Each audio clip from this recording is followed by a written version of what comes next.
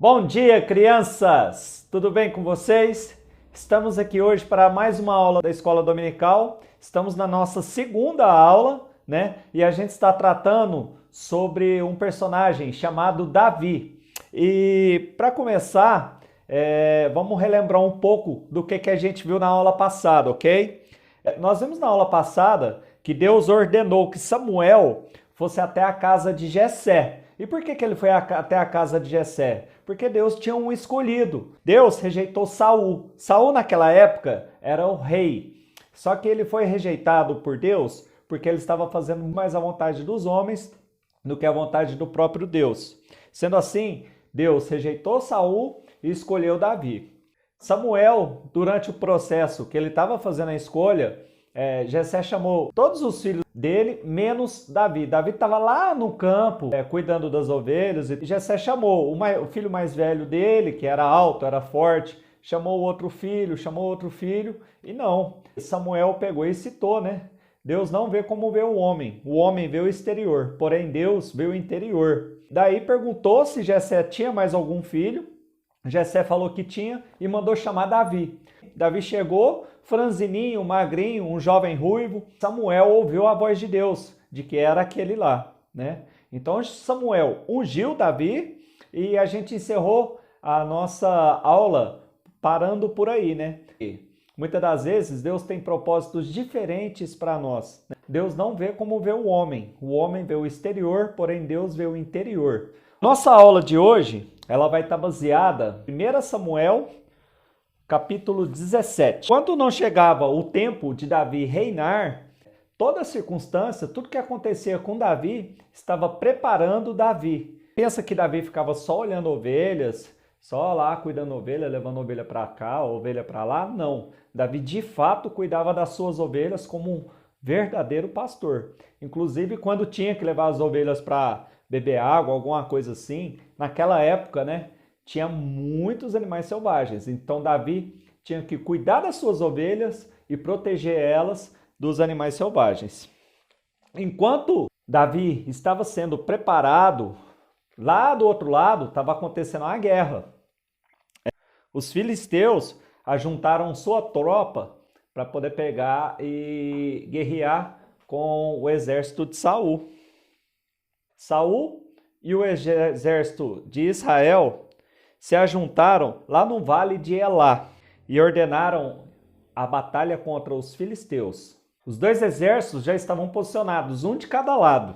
Então saiu lá do lado dos filisteus um homem chamado Golias. Esse cara, ele era muito grande, ele era um gigante. Só para vocês terem uma ideia, ele sozinho, ele resolveu insultar todo o exército de Israel. Só para vocês terem uma ideia do tamanho dele, ele tinha a altura de 6 côvados mais um palmo.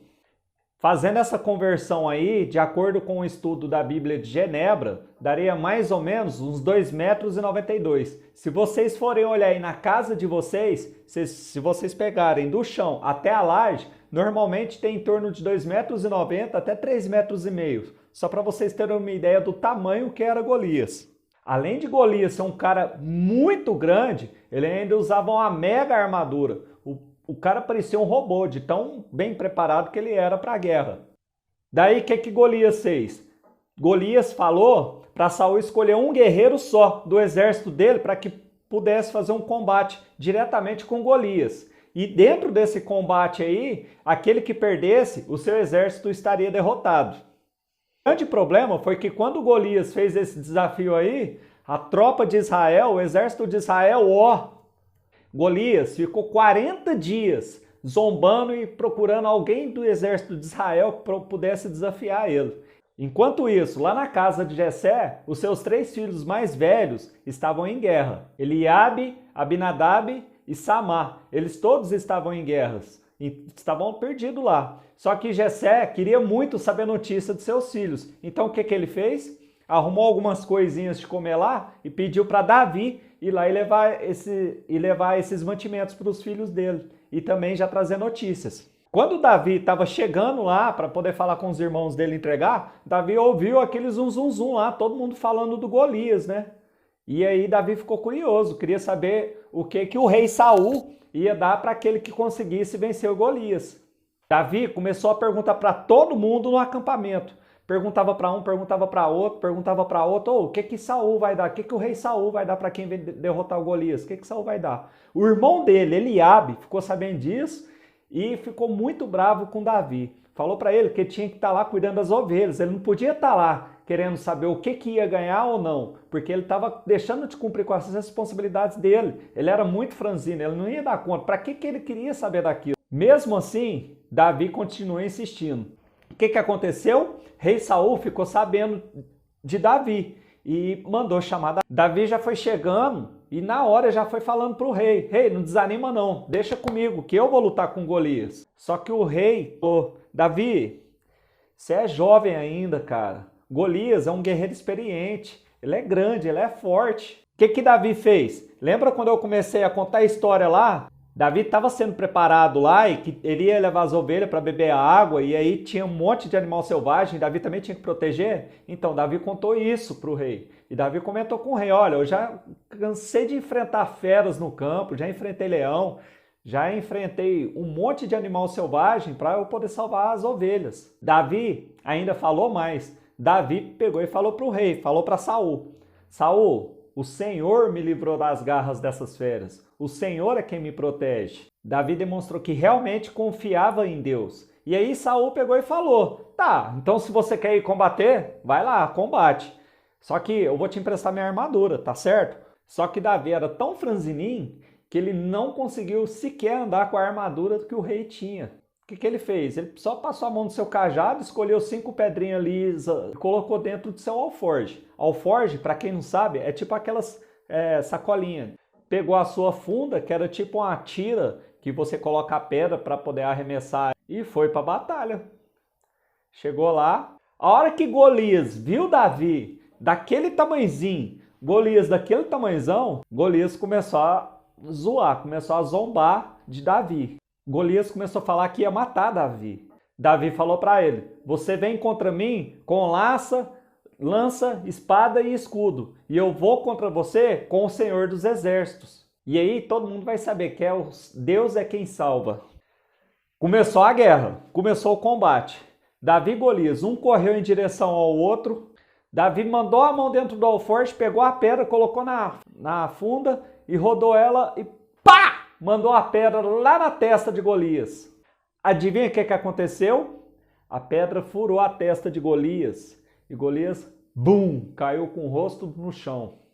Davi pegou a própria espada de Golias e matou ele. Os filisteus estavam olhando a guerra, estavam olhando o combate, e o que aconteceu? A hora que eles viram que o gigante deles caiu morto, eles correu todo mundo, não ficou ninguém. Desse dia em diante, Davi, o filho de Jessé, ficou conhecido como aquele que em nome do Senhor venceu o gigante filisteu. Agora, vocês já ouviram falar que tamanho não é documento?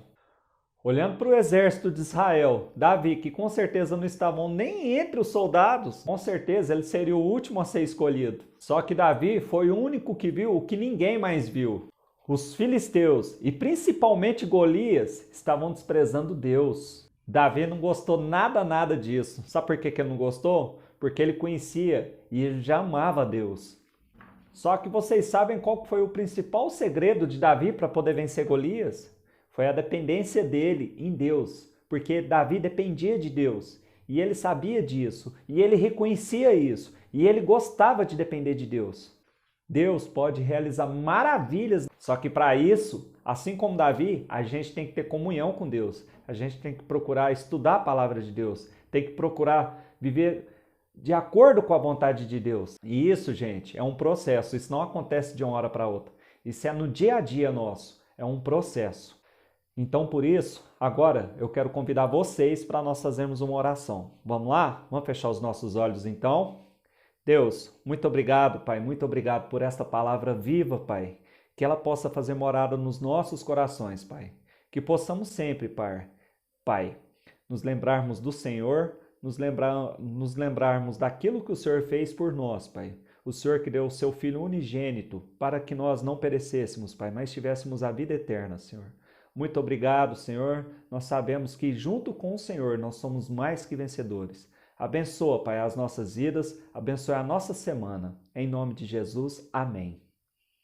É isso aí, crianças. Espero que vocês tenham gostado da nossa aula e nos vemos no domingo que vem, tá bom? Beijão a todos, boa semana. Deus abençoe.